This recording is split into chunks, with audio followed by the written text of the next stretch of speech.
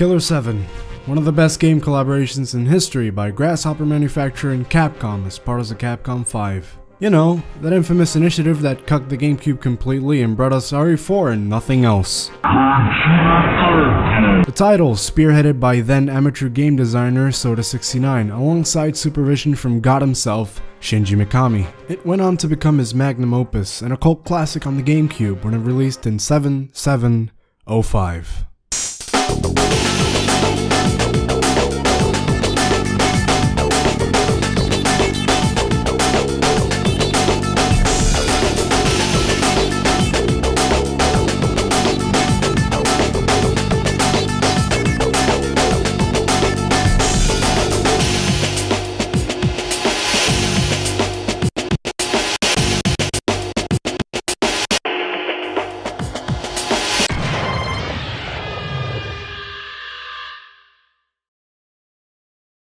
In an alternate future, the UN has achieved their ultimate ERP fantasy of global peace. But not long after, terrorists go ruin the net for everybody with their goddamn bombing sprees causing massive international problems. These ones aren't your typical filthy however. These are super secret invisible terrorists dubbed the Heaven Smiles, and there's only one group capable of taking these kikes down. A group of 7 assassins with supernatural abilities that are really just one neat old fag in a wheelchair with multiple personality disorder who's a vegetable in real life that possesses a deity form to fight off Pickle Jin Kazama with his own deity form. Did I mention that the old guy, the one in the vegetable form, has a college-age caretaker that abuses him and rapes him? But actually, these are like technically illusions of a child assassin who adopted all these different personalities, holding on grudges between each other. They all show that there's a common. It turns out there's some guy who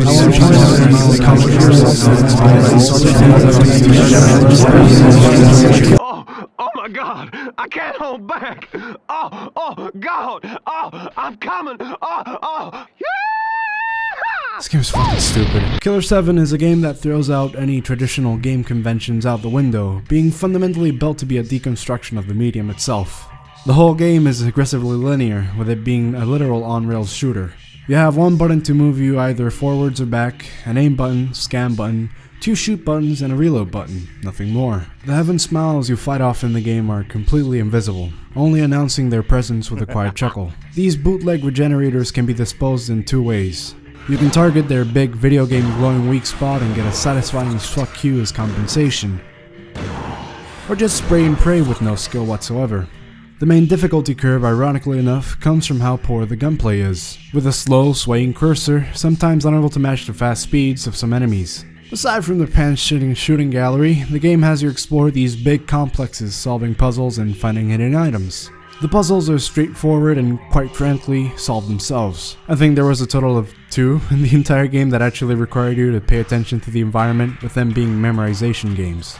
How these 2 chunks of fuck are fleshed out is with the schizophrenic mechanic that the game derives its title from. You're able to swap from 6 different personalities on the fly, each one having their own unique style of gunplay, with a special ability that helps solving puzzles or with bullshitting your way through the game. Dan Smith has a powerful revolver, capable of charging shots to take down smile nests. Coyote is another revolver-wielding thief that can jump great distances and take care of locks. Kaede is the token white girl of the group, wielding a scoped handgun for precision and capable of summoning a stand by slashing her wrist, revealing secrets in the walls accompanied by a fountain of her own blood. Max the Smith is a giant luchador, dual-wielding 2 fuck-off grenade launchers that blow off weak structures, and if worse comes to worse, he'll just try suplexing everything that gets in his way. Khan is the twink punk of the group, carrying 2 rapid-fire Uzis and capable of running at insane speeds on top of being able to pass through small openings. Kevin is an ex-school shooter, sticking mainly to throwing knives and possessing the power to become invisible, bypassing any obstacle, and pretty much any enemy also. Garcian serves as a cleaner of the group,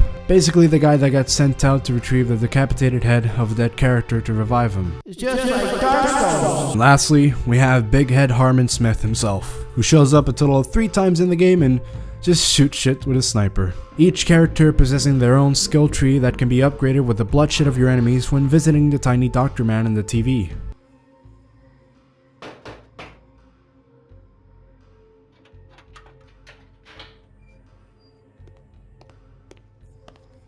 Well, shit.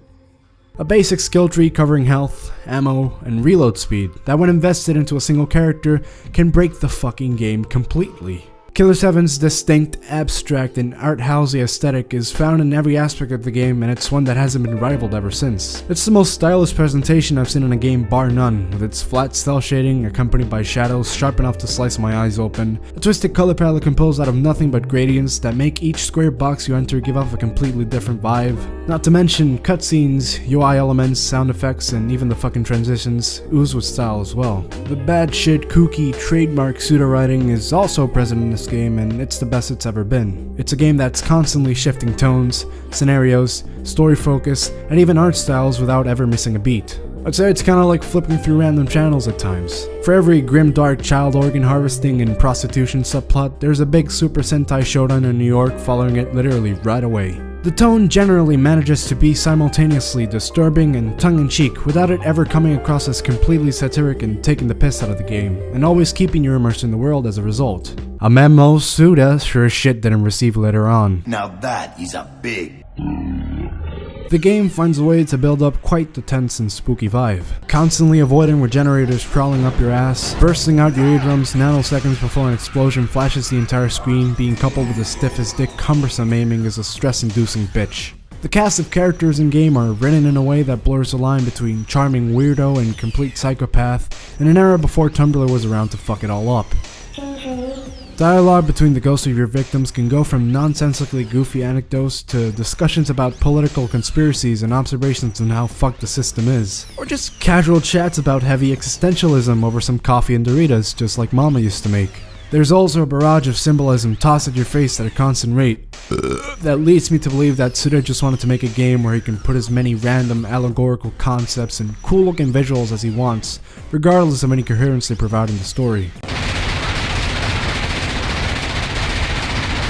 By the end, not a single loose end is tied together, and there are way more questions lingering compared to when we first started out. Its final act still had me emotionally gripped, reaching up to my asshole even. However, it left me stunned and hollow, staring down at that end card, cussing out Swery's purposefully vague pile of bullshit.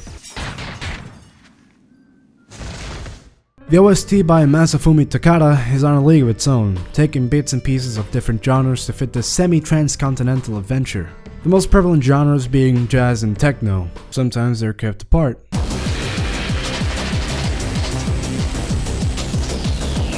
And sometimes they mix together perfectly.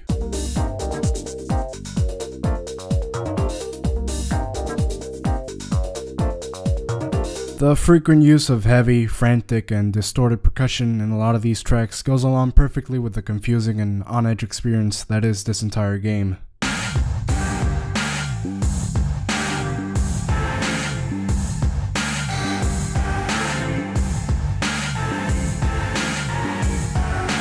Can we get a Stone Roses reference there?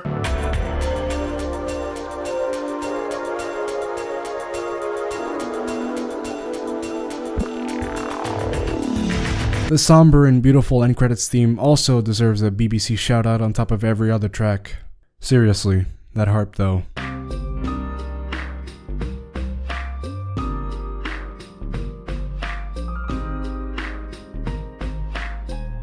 Killer7 is a trip and a half that sticks onto anyone like an accidental nut to the eye. Its writing, presentation, and mechanics are like no game ever seen before, or even after for that matter. A game that subverts conventions and expectations, alienating the player more than anything in order to create the biggest imprint of what the fuck in audiences' minds. The mechanics are objectively shallow and clunky, and the same can be said for the complete gibberish of a story that repeatedly helicopters its dick in front of you for the 8-hour runtime, and then culminates with a little fart out of its dick hole before rushing out the door. The way it's all packaged together though makes it feel like an experience more than a game really. A hazy and somewhat distorted view into the mind of a wacky gook that wants to make cool looking and cool sounding shit above anything else.